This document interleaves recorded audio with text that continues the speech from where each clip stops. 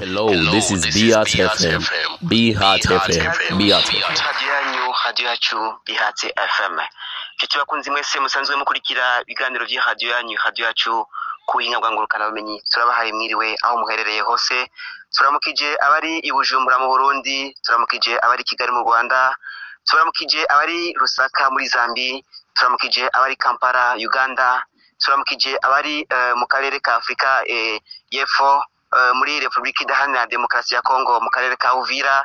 Turamukije mwese aho muherereye, tubifuriza umuhingamo mwiza na radio yanyu, radio yacu Beat FM. Uyu munsi w'Imana rero ni umunsi mwiza cyane, umunsi dusanzwe tubashikiriza ikiganiro cyahariwe abanyamyuga n'utugenegene. Ikiganiro rero kizokomage cyane kuri radio yanyu, radio yacu Beat FM, misi yose igihe cy'isaha 11 zo ku mugoroba. Ikiganiro rero kizoshobora guha amahirwe abafise impano zitandukanye, abakora imyuga itandukanye, utugenegene dutandukanye, kugira ngo bikore mu gahogo bashikirize bimwe mu byo basanzwe bakora mu myuga yabo ya misi yose. Ikiganiro kije kubateza imbere, ikiganiro kije kubashira ahabona, ikiganiro kije kubamenyekanisha, na cyane cyane mu gihe radio yanyu, radio yacu Beat FM isanzwe ikurikirwa n'abatari bake mu bihugu bitandukanye.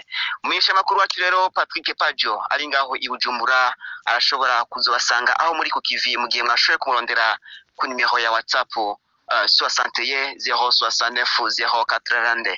Azoshobora rero kwa ikiganiro kizoca gica kuri radio yanyu, radio yacu Beat FM, kugira ngo bimwe mu byo mukora bishobore gukwira kw'isi yose hirya no hino.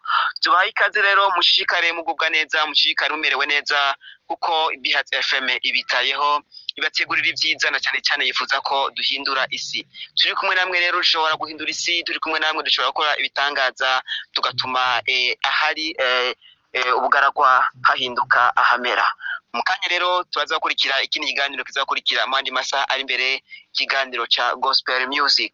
Ikiganiro muza gushikirizwa na mugenzi wacu Titi Elja ari kumwe na Patrick Pajo. Tumenyeshe kandi ko ikiganiro cy'abanyamyuga n'utugenegene muzoka mu gishirizwa amenyesha makuru binonosoye Patrick Pajo.